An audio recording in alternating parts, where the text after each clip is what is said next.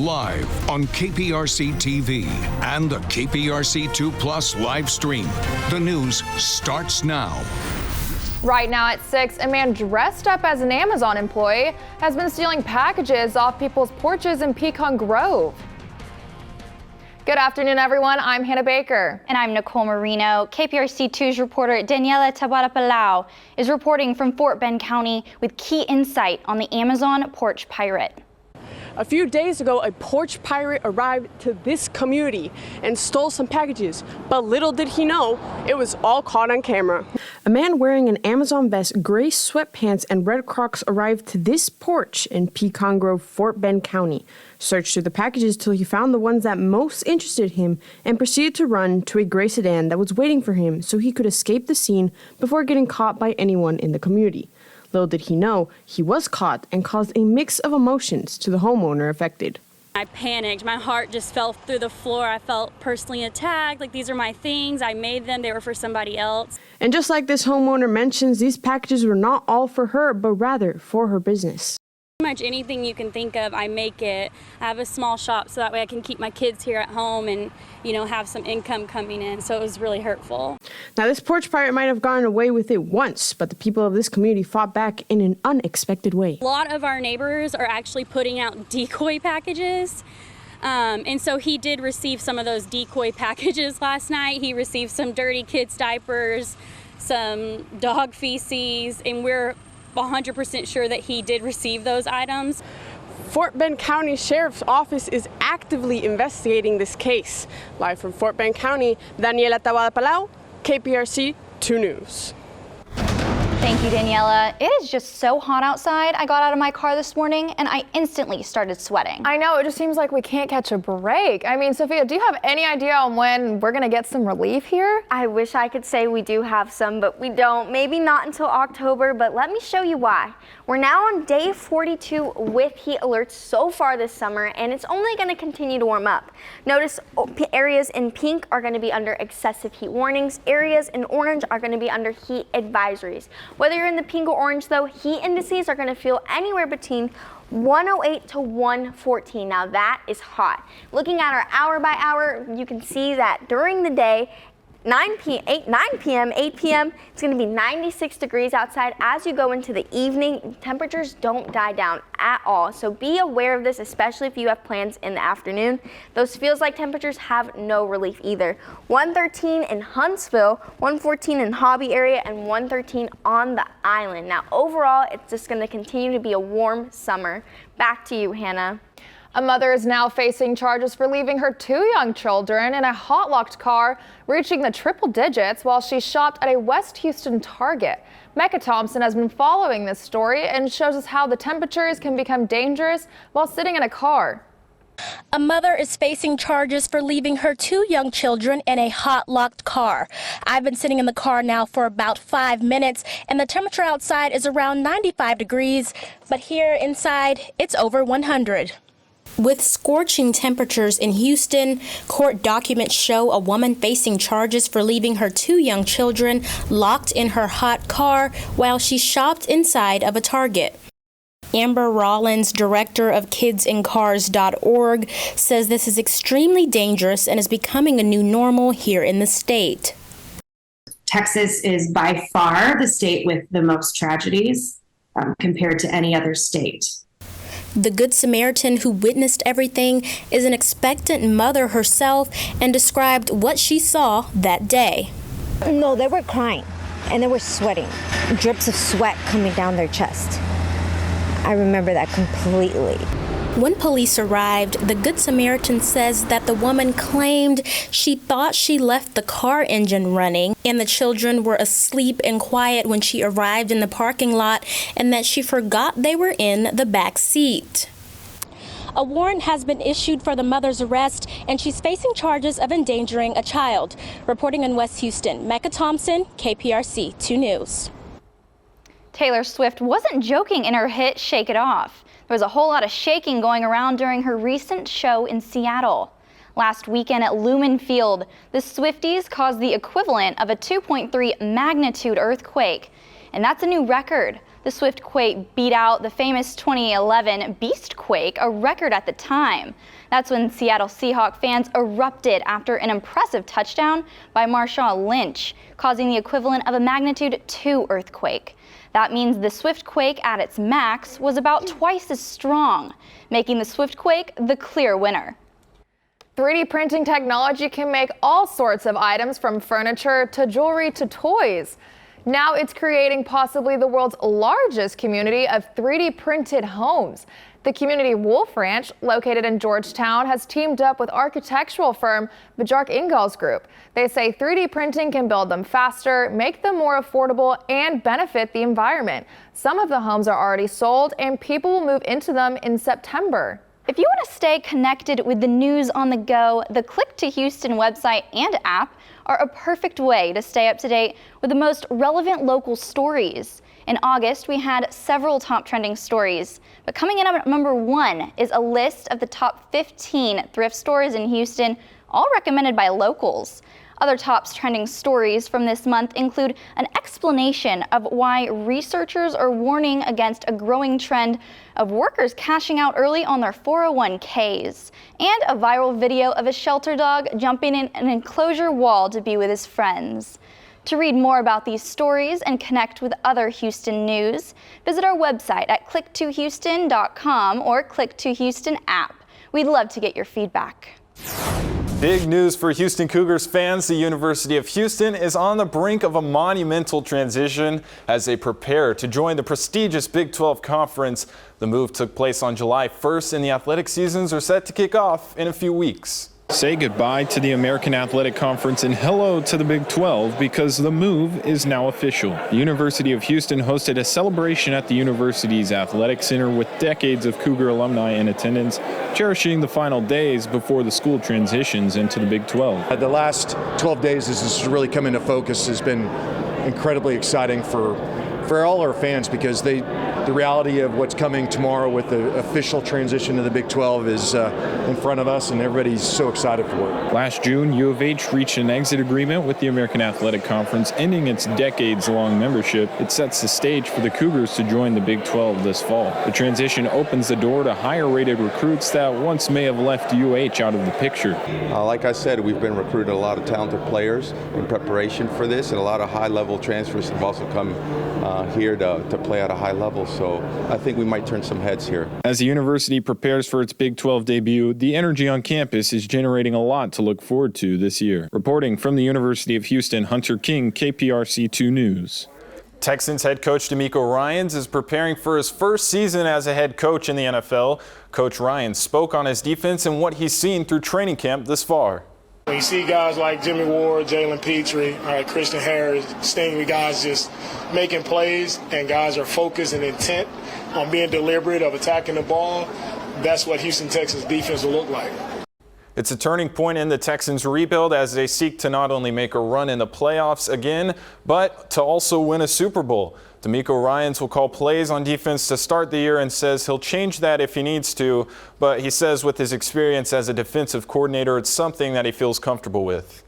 And now Astros versus Rangers, Game 3, and Framber Valdez is on the mound for this one. The Astros start the scoring off with this bomb right here from Alex Bregman in the first inning, a no-doubter into the Crawford boxes, and he gives the Astros an early 3-run lead.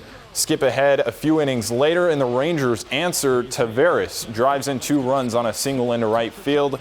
And then after that, it was all downhill from there. Adolis Garcia up to the plate with the bases loaded, and he drives the final nail into the coffin, a grand slam. But watch this. Things get chippy between Martin Maldonado and Marcus Semien, causing the benches to clear. The tempers flared, but the Astros fail to sweep as they take 2 out of 3. An inch closer to first place in the AL West.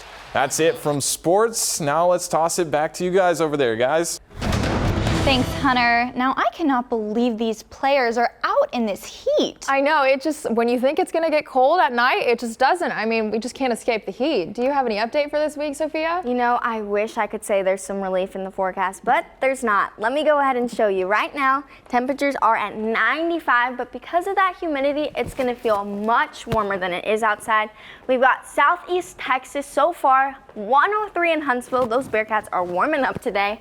97 in Houston, 86 in Angleton. Now, looking at those feels like it's even warmer outside. We've got 106 in Huntsville, 103 in downtown Houston, and 111 in Katy. Now, I'm sure many of us are planning to head towards the pool, but if you felt that water, it's not much warmer outside, not much cooler out there. Now, 8 p.m., it's 96 degrees, and then as you proceed into the evening, there's not much relief either because at midnight, it's only 86 degrees outside.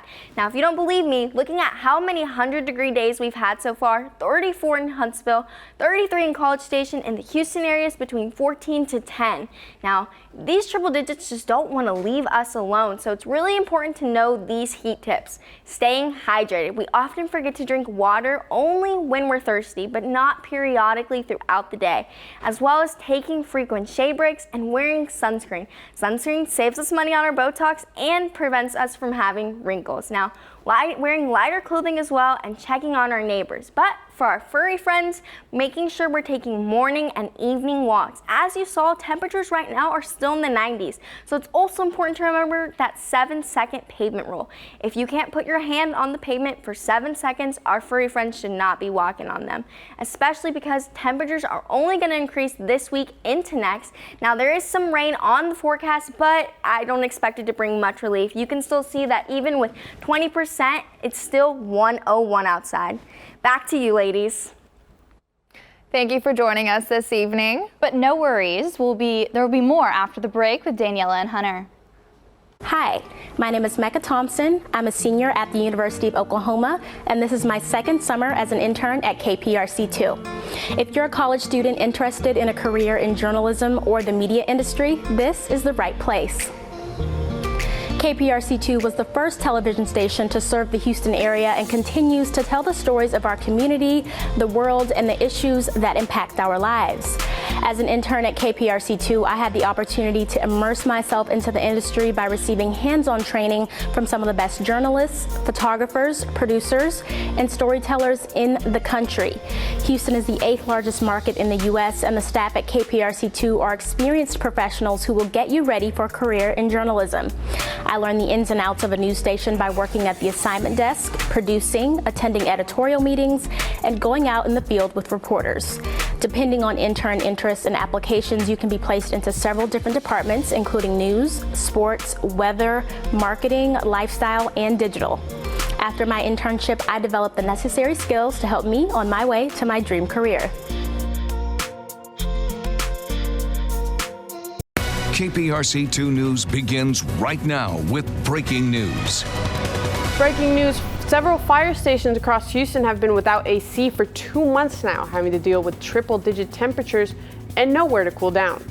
Welcome back. I'm Sandra Taboada-Palau. And I'm Hunter King. KPRC2's Nicole Marino is reporting from West Houston, where she spoke with the Houston Fire Department to find answers during this heat wave. First responders across Houston are dealing with excessive heat. Right now it's 96 degrees, but it feels like 104. Now, I put this suit on just to see how it would feel, and I've only had it on for 5 minutes, and I'm sweating bullets. 10 fire stations across Houston don't have working air conditioning. President of the Professional Houston Firefighters Association, Marty Langton, says it's unacceptable. You know, this is just excuse after excuse. I'm so tired of hearing excuses, and so are our men and women. This is not how you treat brave Houston firefighters that continue to go out there in temperatures like this. Period. End of story. The public information officer for the Houston Fire Department, Captain Cedric Robinette, says arrangements have been put in place for the time being. I know it's been addressed, and it's currently they have cooling systems there to rectify the problem until the repair is completed. The General Services Department that manages facilities throughout the city is having trouble finding parts, and it's something Langton has heard before. fix the air conditioning unit. If you don't have parts, then you need to find a new AC unit, and you need to take care of the men and women because it is 100-something degrees outside, and it is absolutely unacceptable to be treating our firefighters and paramedics this way. Fire Station 23 still doesn't have working air conditioning. I talked to the union president, who said they're going to figure out a solution very soon. Reporting in Houston, Nicole Marino, KPRC 2 News. Thank you, Nicole. Now let's switch over to weather. Sophia. It's hot out there. It's so hot out there. It's 8 p.m. and temperatures right now, we've got 101 in Huntsville, 93 in Houston, and 86 in Angleton. Now it's only going to continue to warm up throughout the day, but for those of us who are Swifties, she did release more Eras tour dates, so I just had to include this in my forecast. Hopefully by the time her concerts come around, it'll feel much cooler. But it's 9 p.m. and 92 degrees outside. Now, for those of us who can't attend the concerts this weekend, if you are heading out for date night, notice how at 9 p.m. it's 92, 10 p.m. only 89 degrees. I suggest sitting indoors or wearing lighter clothing because it is still warm for it being the evening. Now it's only going to continue to warm up, especially throughout the weekend. Now looking at Sunday, we're at 102, Monday and Tuesday still in the triple digits, but on Monday we're reaching record-breaking temperatures. Back to you, Hunter. Thank you, Sophia. A new study shows 4.5 minutes of vigorous exercise daily is associated with a roughly 30% lower risk of cancer. The authors say the exercise can be done in short spurts or altogether. CNN fitness contributor Donna Santos says anything that gets a person out of breath counts as vigorous. That could mean taking the stairs or squeezing in a few push-ups. The study uses information from more than 22,000 people in a UK database. According to a recent poll from Gallup, the approval of the Supreme Court is at record lows. The poll was conducted in July just after the justices made decisions on affirmative action, student loan forgiveness, and voting rights. Gallup found approval of the High Court stands at 40%. The court's approval rating has remained steady since late 2021, when it allowed a restrictive Texas abortion law to stand. We're following the ever-developing story of Rudy Farias, who was reported missing in 2015. Let's get right to reporter Hannah Baker, who's taking us through all the twists and turns that have uncovered over the past few weeks. We got the chance to hear from family members of Rudy Farias, the now 25-year-old who was missing for 8 years. They spoke on how HBD is handling allegations towards his mother's potential involvement. Rudy Farias was reported missing 8 years ago. With the truth now coming out, family members want justice for him. Janie needs to be brought in. His cousin Michelle Rodriguez wants his mother to be criminally charged. Houston police has confirmed the now 25-year-old actually returned home a day after being reported missing. They're not going to know what the hell she's really done if they didn't bring her in and put pressure on her to talk. Family members claim his mother kept his bedroom door locked and started abusing Rudy before his fake disappearance. Sexually, physically, mentally. However, detectives interviewed her and Rudy Wednesday, saying they found no probable cause, a requirement before an arrest or search warrant. Activist Quan Alex, who says he was in the room when police interviewed Rudy, says he refuses to believe there's not a single charge that his mother is facing. Everyone should be praying for Rudy and should be outraged with how this is being handled. That woman should be under the jail. As of now, Rudy is staying with friends, but his family wants full transparency from the police as they continue to fight for more to be done. They're covering up what they knew years ago, and they didn't want to come out forward. Hannah Baker, KPRC 2 News. Well, school is starting soon, and safety is a big concern for most parents. But have you considered the dangers students face in portable classrooms? Channel 2 investigator Michael Jong takes a look into this under-discussed issue. A couple of feet and a fence only about this high. In an active shooter scenario, that's the only thing protecting these kids in the portable classrooms from the dangers that may lurk on the streets outside. And advocates are anxious. A red flag of danger from a safety perspective, from a tactical perspective. It's an open target. With over 30 years of experience as a law enforcement officer, Greg Freeman believes this issue's been ignored for far too long. We like to think that the wolf is not going to come knocking on our door at our campus, but it could happen. And if it does happen, it's going to have deadly consequences. But at the end of the day, Freeman says it's all about the money. It's all a cost factor. How much money are the school districts willing to pay? How much are the citizenry willing to pay regarding their school rates and their school taxes? And originally, lawmakers were willing to invest. In February 2018, after 17 lives were lost in Parkland, Florida, Abbott released a list of immediate orders, including one to improve portable classroom safety. However, over the last 5 years, after numerous school shootings within our state, hundreds of millions of dollars spent by the legislature on school safety, and even a letter Abbott wrote calling for immediate school safety review, there has been no specific mention of portable classroom safety since 2018. Regardless, Houston Federation of Teachers Director Jackie Anderson is tired of the legislative stalemate. I honestly think that we're being failed by our state legislator. They're focusing on protecting the NRA, they're focusing on vouchers, they want to give these big tax breaks in everything except fund public schools. Most of the work today focuses on improving law enforcement response rather than creating preventative measures. One of these organizations doing this is the Alert Center. They've renovated a retired school building into an active shooter training facility. Sergeant Jason Smith with Montgomery County Precinct 2 Constable's Office has been working with Alert Center to train law enforcement officers in active shooter scenarios, including in portable classrooms. We just need to make sure that we're taking into account the unique challenges of those buildings. Having those types of facilities and being able to train and be a well-rounded law enforcement force is what we need. Now, this is just one of many school safety concerns, and later this week, we'll take a look at others. But for now, reporting from South Houston, Michael Zhang with KPRC2 Investigates. An ultra-rare pair of Apple sneakers is being sold by auctioneers at Sotheby's for $50,000. That's too much. But you heard it right here, Apple sneakers. Apple as in iPhones, iPads, and MacBooks. The sneakers were custom made for this company's employees as a one-time giveaway at a national sales conference in the mid-90s, and now a single pair is fetching a higher price tag than any current Apple product. What if I told you you could have a chance to win free Subway sandwiches for life starting today? But there's a catch. You have to have your first name changed to Subway. Yeah, according to Bloomberg, once a winner is chosen, the company will pay the winner's legal fees to assume a new iconic identity. So if you happen to be a Subway fanatic and don't mind changing your first name, then go right ahead and hopefully you'll become the winner of lifetime Subway sandwiches. Hunter, would you change your name to Subway? I don't think I could. Not even for a lifetime supply of Subway sandwiches. Come on. Well, thank you guys for joining us for this newscast today. That's all we have for you. I'm Hunter King from Sam Houston State University. I'm Sandra Taboada-Palau from U of H. Go Cougs. I'm Sophia Cruz from Sam Houston State. Go Bearcats. I'm Hannah Baker from Ole Miss. Hotty toddy. I'm Nicole Marino from LSU. Go Tigers. I'm Michael Jong from UT Austin. Go Longhorns. Now, we are the KPRC Summer Internship Class of 2023. Thank you for joining us today and have a good night.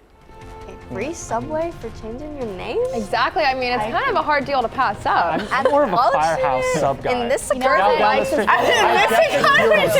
get the hero sub. That's the only thing I get. I like the hero sub. Not toasted, but like hot. I like a hot Subway sub, but Jersey Mike's cold is so